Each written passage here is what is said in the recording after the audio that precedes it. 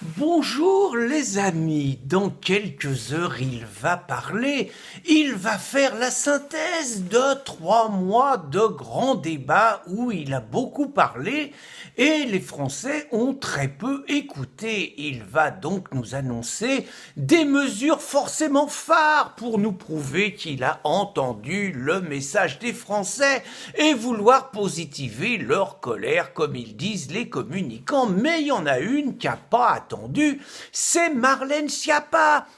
Marlène alla annoncer tout de suite une mesure phare prenant de vitesse Choupinet et tous les autres ministres, la création des brigades. Pas les brigades internationales de la guerre d'Espagne en 36 contre Franco.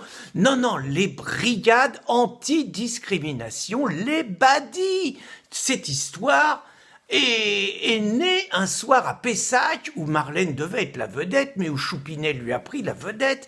Et ce soir-là, rappelez-vous, une femme voilée a pris la parole. Elle a dit « Je suis française, je suis divorcée, j'ai 2 enfants, j'y vais travailler, mais à cause de mon voile, personne n'y veut m'embaucher. Monsieur le Président, vous avez dit que vous êtes les présidents de tous les Français, il faut que vous m'aidiez parce que moi j'y vais travailler. » Et Choupinet...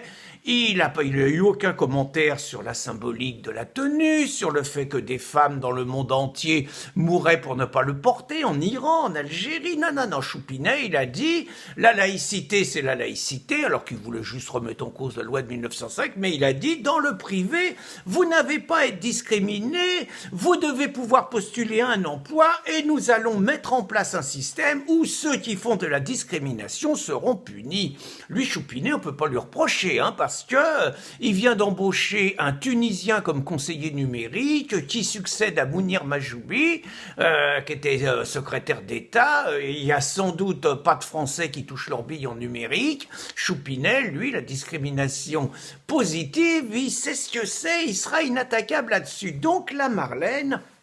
Elle s'est appuyée sur des associations dites antiracistes, alors la DILCRA, SOS Racisme, la LDH, la LICRA, le MRAP, alors les machins homosexualistes dans le genre les LGBT, les inter-LGBT, les trans-LGBT, des associations type Femmes Solidaires, les rouquins discriminés, non là je déconne un peu. Bon, mais enfin bon, tous ceux qui vivent de la discrimination, ça va devenir des fonctionnaires d'État, des fonctionnaires payés par nos impôts pour traquer les discriminants et aider les discriminés à s'insérer dans la société.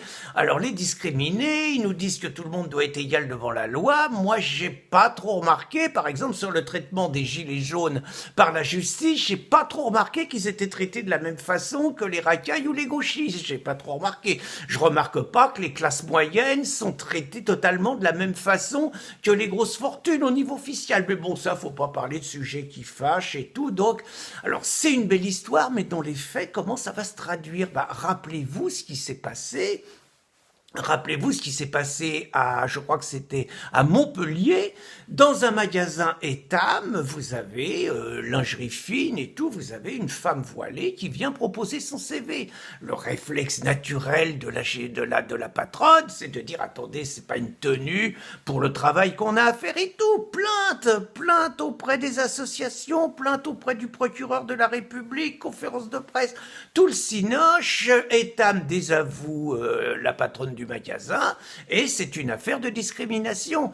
Je vous rappelle, le Salem, le Yacine Bellatar, il devait faire une journée pour la dignité, c'était pareil, la dignité des femmes voilées, mais c'est curieux, après tous les exploits, 48 heures de garde à vue, ça devait être samedi 13, on n'a plus entendu parler de rien, mais par ailleurs, ce truc, ça va être terrible.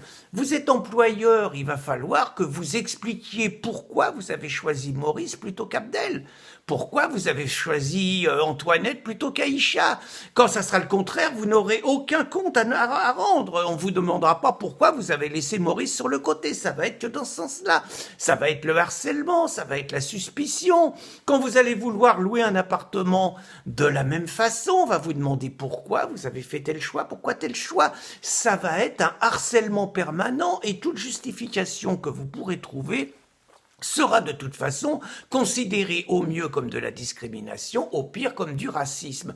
Vous allez avoir une horde de fonctionnaires, par ailleurs incompétents, les tocards de l'antiracisme, incapables de bosser ailleurs, qui vont fondre sur la moindre personne, au moindre signalement du CCIF. Ce machin-là est vraiment la vision totalitaire de la société. C'est une arme de guerre contre nos compatriotes. C'est bien évidemment la mise en avant de la discrimination positive. Et qui dit discrimination positive pour les autres, dit discrimination négative pour les nôtres, donc pour nos compatriotes. C'est une vision totalitaire du monde, tout à fait digne de celle de Macron et de Schiappa, qui, je le rappelle, voulaient juste les noms de tous ceux qui avaient filé du fric au boxeur lors du célèbre épisode d'un samedi des Gilets jaunes. Je rappelle la sortie d'un livre dernièrement qui s'appelait Athéna la borne et dont le sous-titre était Discriminer ou disparaître. Je crois que pour Macron et pour Schiappa, ils ont choisi nous discriminer pour nous faire disparaître. Bonne journée les amis.